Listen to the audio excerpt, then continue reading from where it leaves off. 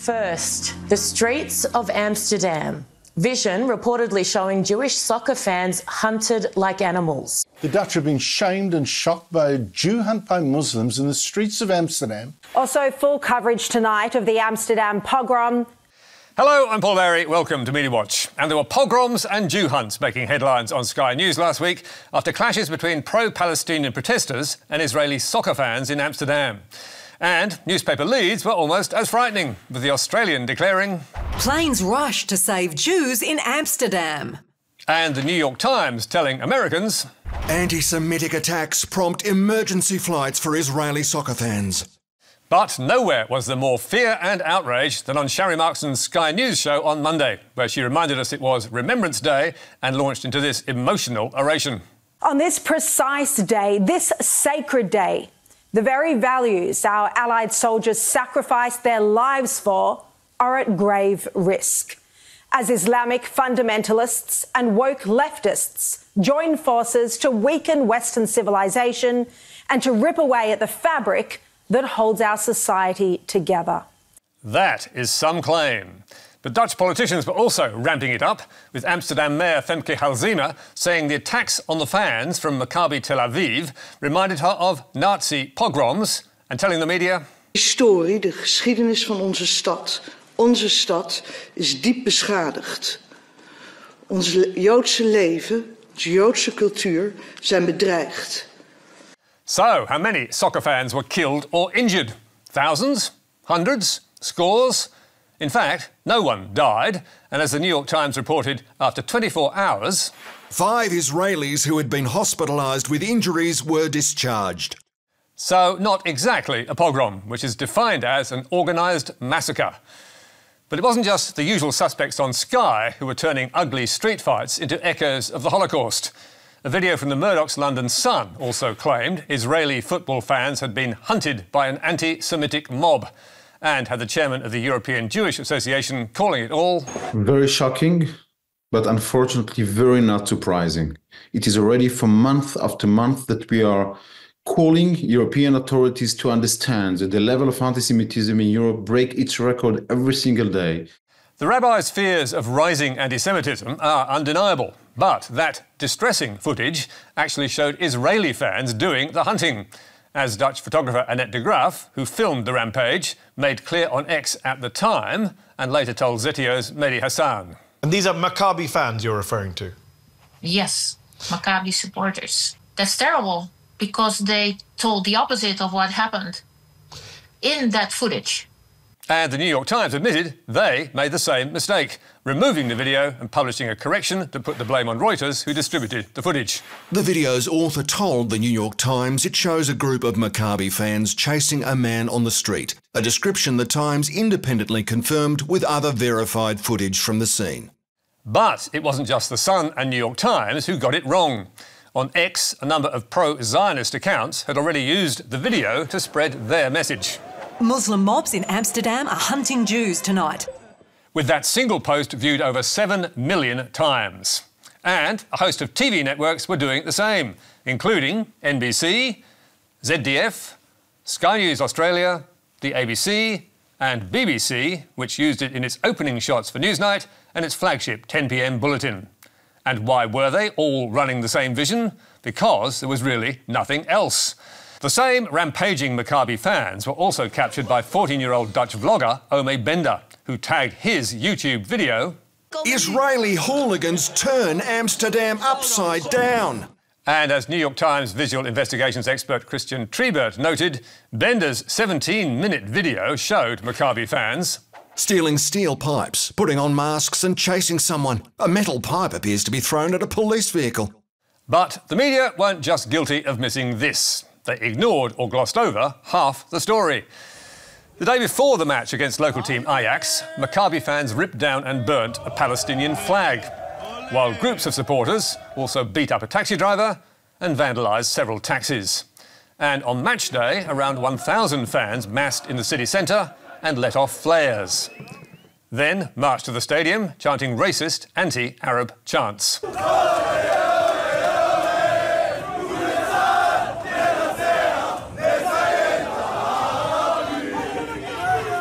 Some media reports did mention these provocations, but only as an afterthought, with ABC's 7 p.m. news framing its story like this.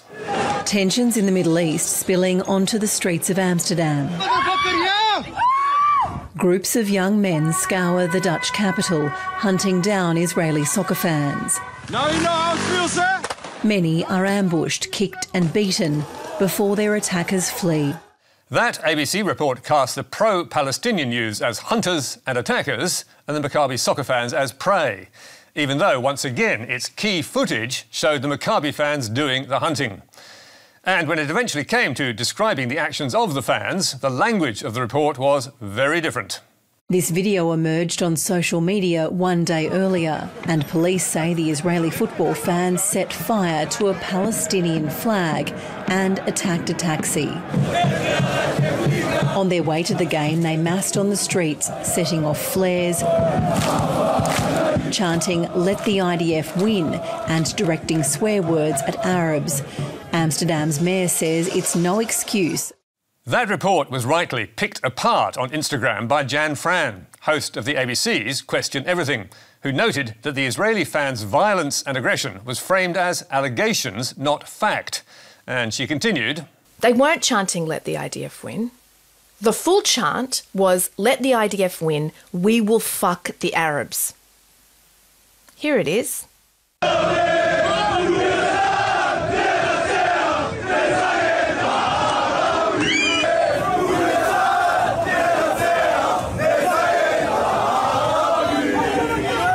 That ABC report, which was up for a week, has now been taken offline, with the ABC telling MediaWatch, after being informed by the agency Reuters that the description of the vision was incorrect, the ABC removed the story on Friday. Otherwise, the story was an accurate snapshot of the information available at that time. Britain's Sky News offered a far more balanced version of the clashes, with Alice Porter one of the handful to use the footage of Maccabi fans correctly, and concluding her report by saying, Dutch, Israeli and British leaders denounced the attacks as anti-Semitic and even referred to it as a pogrom. But their statements failed to mention the assaults by the Israeli hooligans against Dutch citizens. But as talk of Jew hunts and pogroms ramped up, Sky News deleted a tweet about the Maccabi fans' anti-Arab slogans and took down the report, re-editing it with a new strapline that called the violence anti-Semitic, taking out Porter's end comment, and adding a grab from the Dutch PM to say, "This is simply anti-Semitic violence against Israelis that actually defies description." And having initially described the key footage thus, Maccabi fans were seen attacking locals as a police car can be seen driving by. Sky got Alice Porter to record new commentary, calling them a large group of hooded men dressed in black, running down the street and striking people at random. All of which resulted in at least one complaint to the UK media regulator. So, what did go down in Amsterdam, and how should the media have reported it? Certainly better than they did, because 2 angry mobs were involved, with violence on both sides. And while anti-Semitism was an ingredient, the claims of a Nazi pogrom were ridiculous. And even Dutch authorities have now toned down their claims, with a preliminary report blaming a toxic combination of anti-Semitism, hooliganism and anger about the conflicts in Palestine and Israel. Yes, it's related to the war in Gaza, but it's also complex and nuanced, unlike much of the reporting, which is almost always one-sided, often wrong, and at times hysterical. But now to Sydney's top-rating breakfast show, and a dramatic scoop that no one else got wind of. Wait till you see this footage out of the Top End. It's filmed from a police car, and there are 2 groups throwing spears at each other. That is 2GB's Ben Fordham expressing alarm over a violent video from the Top End, which he posted on X. And to avoid reigniting tensions in the community, we have been asked not to show it. One is hit in the shoulder, another in the leg, and one in the chest. The audio paints the picture, though, with police right in the thick of it. Window up, window up. That was a spear hitting the police car. The video was filmed on Groot Island and shot from a nearby police vehicle with running commentary from officers in the car. Oh, in the leg. Don't come near us. Oh, shoulder. We gotta go and help this fella. Fordham called it a terrifying incident and promised listeners spears flying in the Northern Territory, some wild footage there. We'll talk to our mate Darren Clark. And who is he? Darren Clark is an Alice Springs local who's long campaigned against the crime wave in his town.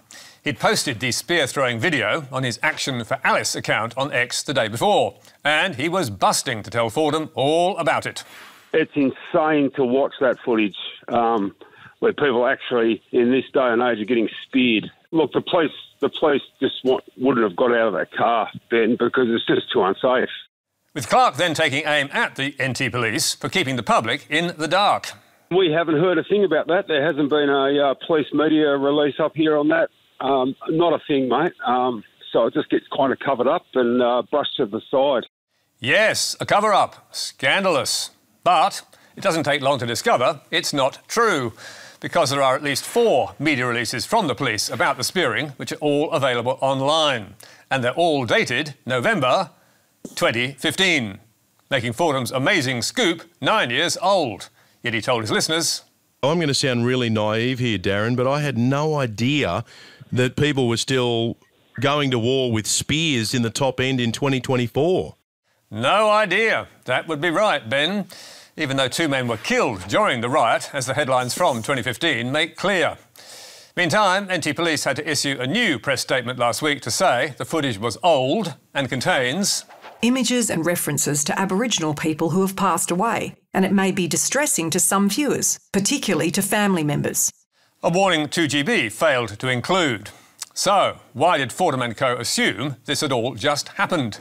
Simply because nobody checked, with Fordham's mate Darren Clark apparently taking the video from an anonymous TikTok account and then turning up on 2GB's breakfast show the next day to say, mate, you can't make it up, and we're in 2024 and we've got this stuff going on.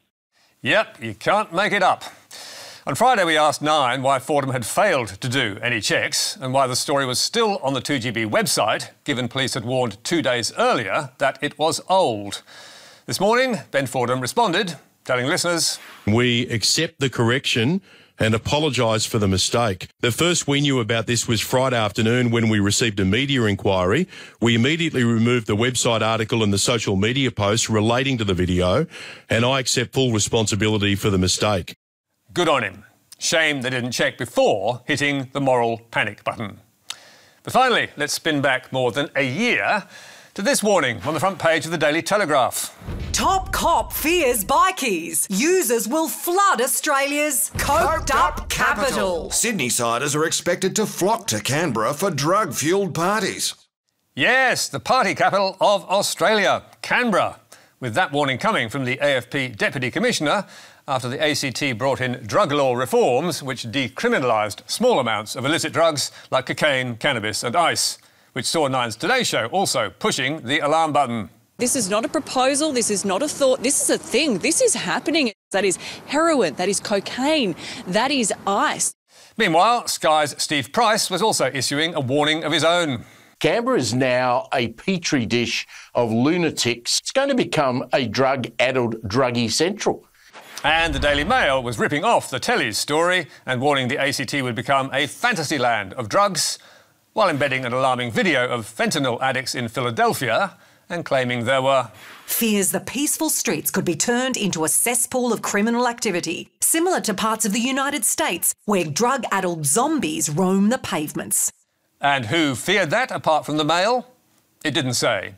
So, 15 months on, have these scary headlines about Canberra come true? You'll be shocked to hear they have not, with the ABC hitting the streets at night to discover, well, not very much. These volunteers haven't seen any difference. I haven't seen an increase or decrease in behaviour. There's still drugs around, there's still intoxicated persons.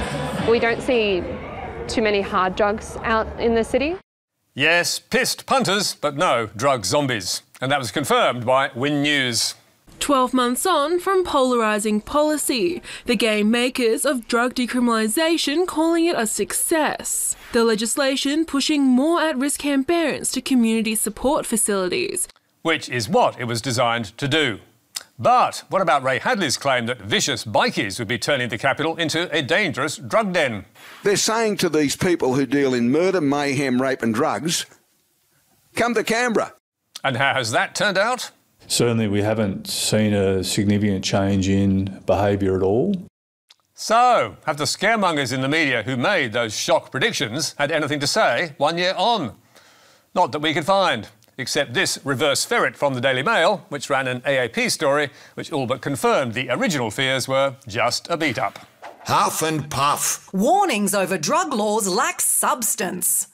No kidding. And we'll be keeping an eye out for all those media apologies that we're sure must be on their way. That's all from us for tonight. You can read a statement from the ABC on our website. Don't forget Media Bites on Facebook, YouTube and Instagram. But for now, until next week, goodbye.